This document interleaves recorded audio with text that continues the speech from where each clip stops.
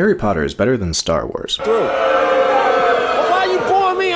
A hot take indeed, but as I take you along my scientific journey, I hope to prove to you that the Harry Potter franchise does indeed poop all over Star Wars.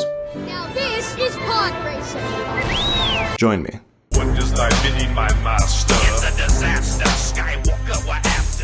Both franchises have main stories and side quests that have drifting amounts of effect on the main plot, and ultimately none of them are amazing, so it kind of evens out as a wash. And the cinematography too. I really like the look of this movie. Oh yeah. Everything about it is great except for the creativity of the screenplay, which is severely lacking. So for this video, I'll be ignoring these side movies. You see, if Star Wars is your favorite franchise, then you may have grown up on episodes 4, 5, and 6. And those are good movies, but there are only 3 out of a 3-movie franchise. After the latest film, they're now 3 out of 9. Big difference. So I first want to compare Star Wars' 9 films against Harry Potter's 8. The first thing to notice is that Harry Potter has 8 good, if not life-changing, but at least good movies out of 8 from the franchise. Did I know I just met the most dangerous dark wizard of all time? No. And Star Wars really has 2.5 good movies out of 9. Which one's the half? Leaving Harry Potter with 100% good films and Star Wars with only 27%. So it's kind of a miracle that so much mileage has been gained out of only 3 movies. And not only that, but if you compare the Harry Potter movies across the board to their Star Wars counterparts, and then remove Episode 9 because nobody likes Episode 9, then I believe that each Harry Potter movie is better than its Star Wars counterpart except for Episodes 4 and 5. Seriously, the teddy bears suck. And this isn't to say that the Harry Potter movies are all masterpieces. It's just that I'd much more quickly rewatch the Deathly Hallows Part 2 over The Last Jedi. Wingardium Leviosa. You're a wizard. Now today, we will be transforming animals. One of the ideas floating around in the Star Wars community is that George Lucas used to be an auteur, but he lost his edge by the time he did the prequels. But I would argue that he's always been a hack, as seen by almost every documentary of when he worked on the original movies. George, coming out of low-budget filmmaking, was used to doing a lot of things himself. So George would say things like, well, put a light here, and Gil took offense at that kind of thing. He says, that's not your job, son. Heck, even the documentaries of when he worked on the prequels. I want to get just the tail end of Obi-Wan sitting down. You're resyncing both flanking actors. Yeah. Okay. This is cyber directing, right? Yeah. 3D editing. Yeah. Okay.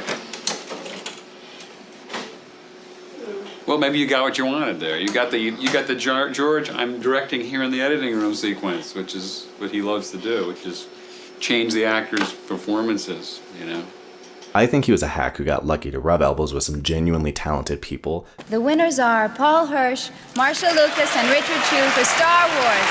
Who could keep him in line and rein him in for the first movie, and the second. But by the third, we got Ewoks. Why would a Wookiee, an 8-foot-tall Wookiee, want to live on Endor with a bunch of 2-foot-tall Ewoks? That does not make sense. Are you trying to tell me that the 501st who consolidated power for the Empire and took over the entire galaxy with plasma and blood got their pushed in by a bunch of teddy bears? Oh, here's where the Empire acts smartly as well. Let's open this hatch. Whoop, whoop, whoop. Right. This is like Spaceballs or something. Like, yeah. It's so goofy.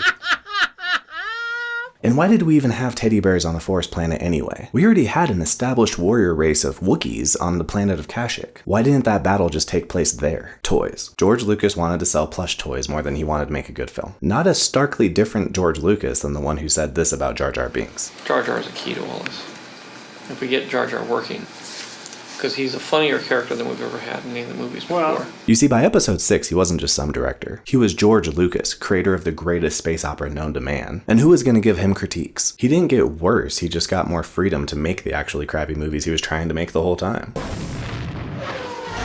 On episode 1, we basically had more freedom than George ever had on the original Star Wars film. Also evidenced by him Lucasing the old movies to make them worse. Yes, I bet you have.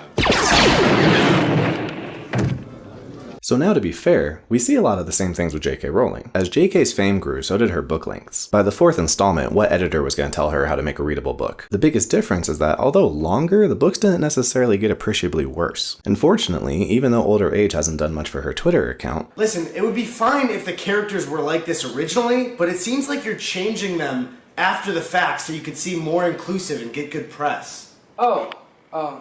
Okay, I'm sorry, I'll stop. The movies just panned out better than the newer Star Wars movies. Oh no, we're sinking! Yeah, If only one of us could lift heavy objects with their mind!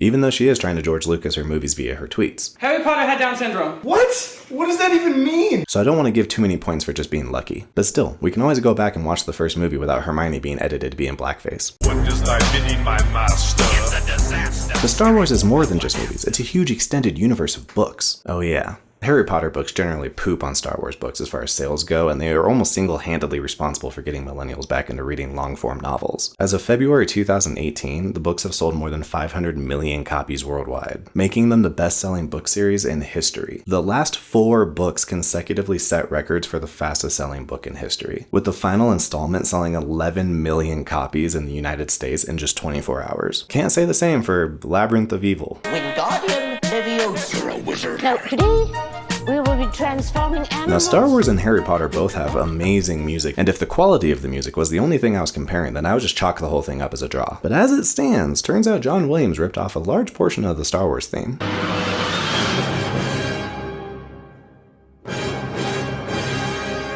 Interesting! So already the slaughtering string with the tense build up. Just changed a few notes. Another win for Harry Potter. Wonders thy bidding, my master. It's a disaster. Skywalker, we're after.